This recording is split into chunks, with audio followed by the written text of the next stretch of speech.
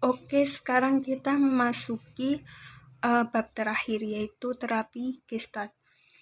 Terapi Gestalt ini dikembangkan oleh Friedrich Pierce yang didasari oleh 4 aliran, yaitu psikoanalisis, fenomenologis, eksistensial humanistik, dan psikologi Gestalt. Terapi Gestalt ini merupakan terapi yang mengutamakan tanggung jawab dan keutuhan organisme sebagai seorang individu. Jadi individu bukanlah organisme yang terpotong-potong pada bagian tertentu dalam menjalani kehidupannya.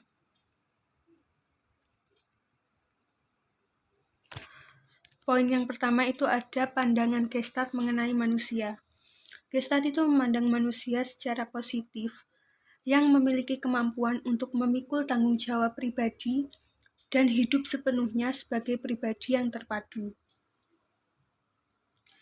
Jadi dalam Gestalt ini juga membedakan individu itu memiliki kesehatan secara mental dan juga individu itu ada yang memiliki perilaku yang bermasalah.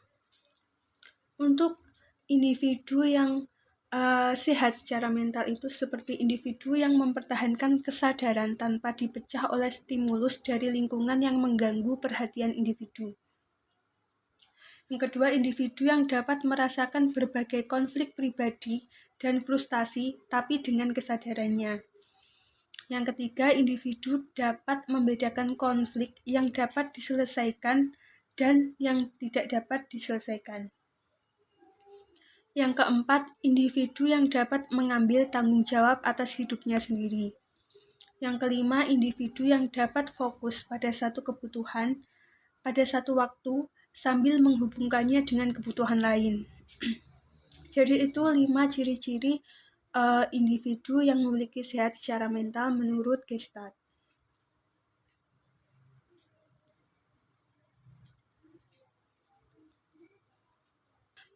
Untuk poin yang kedua ada tujuan terapi Gestalt.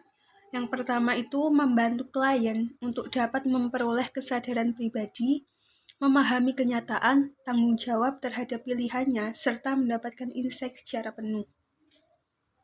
Tujuan yang kedua membantu klien mencapai integritas kepribadiannya. Yang ketiga, meningkatkan kesadaran individual agar klien dapat bertingkah laku menurut prinsip-prinsip Gestalt, yaitu bahwa masalah yang muncul pasti dapat diatasi dengan baik.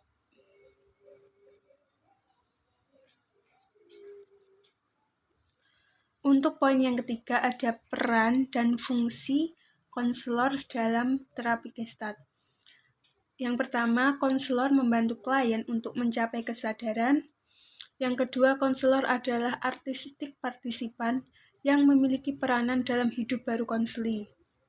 Yang ketiga, konselor berperan sebagai projection screen. Yang keempat, konselor harus dapat membaca dan menginterpretasikan bentuk-bentuk bahasa yang dilontarkan oleh klien.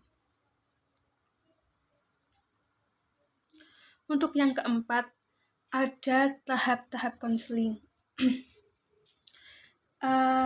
Di sini ada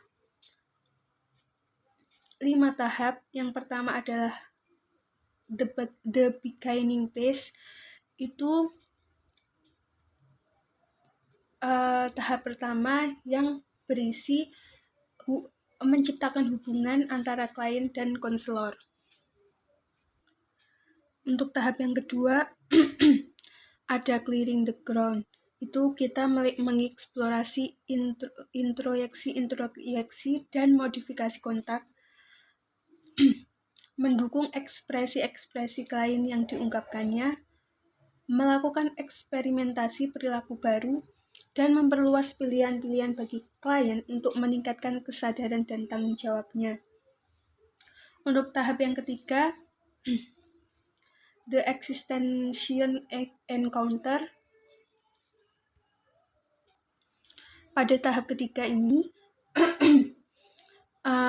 klien mulai mengeksplorasi masalahnya secara mendalam dan membuat perubahan-perubahan yang signifikan. Untuk tahap keempat itu ada integration.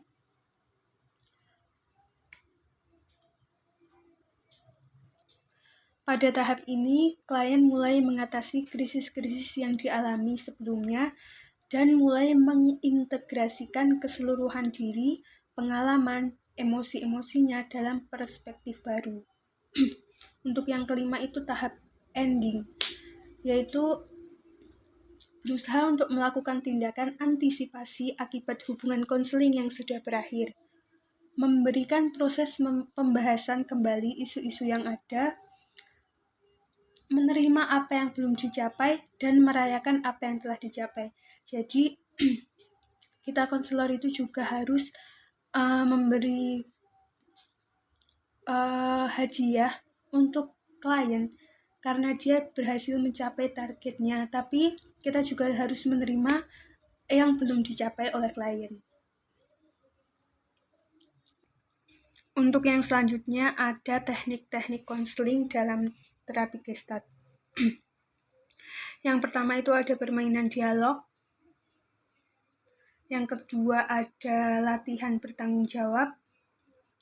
Yang ketiga ada bermain proyeksi, teknik pembalikan.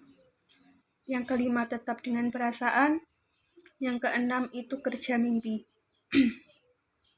Kalau dalam permainan dialog itu kita menggunakan kursi kosong. Seperti itu. Jadi itu ada 6 teknik dalam terapi Gestalt. Cukup sekian penjelasan dari saya. Semoga bermanfaat. Wassalamualaikum warahmatullahi wabarakatuh.